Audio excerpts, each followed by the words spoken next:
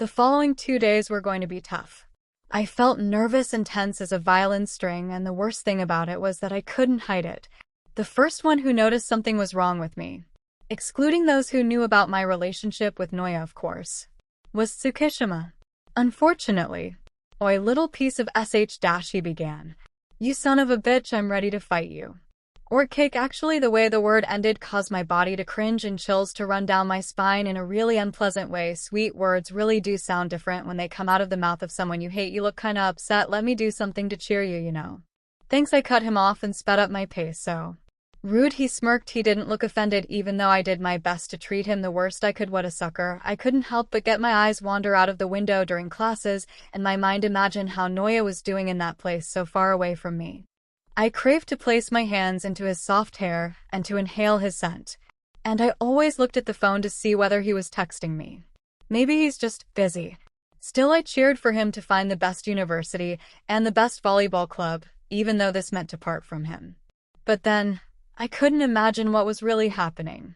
In the evening, I just sat there in the ramen bar, and my bro Ryu was there, standing behind the counter while cleaning it, and listened to me like the typical bartender with his all-time drunken customers.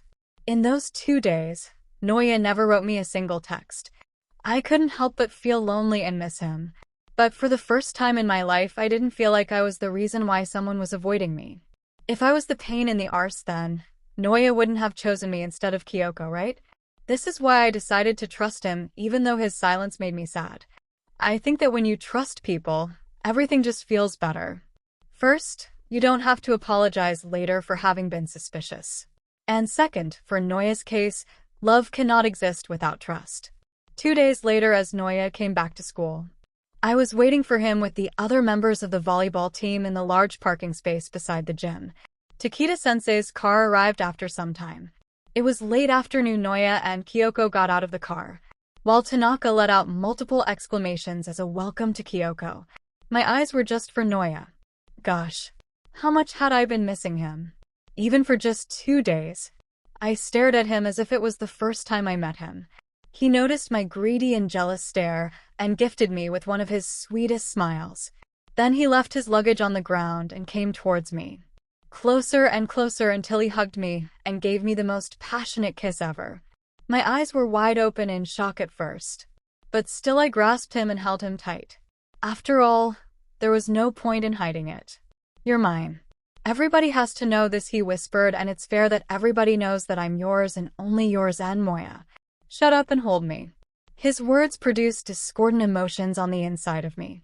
My heart was pounding with bliss, but also I was restless with a fierce hunger of him and filled with some sort of fear, some worry about the intensity of his words. Still, I wanted that moment to never end. Everything was faded when I was in his arms. I didn't care about Kyoko, Tsukishima, or any other's reaction. "Let's go home, love." As we walked home, he was silent as a mummy and looked lost in his thoughts. His face showed melancholy, and to be honest, I didn't know how to deal with it. At some point, I remember I grabbed his wrist to stop him. He stared at me in surprise. "Tell me, is everything okay?" I asked. He hesitated and looked at the points of his shoes for a while. Then I heard the sudden thump of his luggage being left on the ground and his body pressing onto mine. It was a really weird, let us say surreal situation. His face was buried into my chest and his back started shaking. I immediately realized he was crying. He looked like a hurt child who was crying in his mother's arms. "What happened?"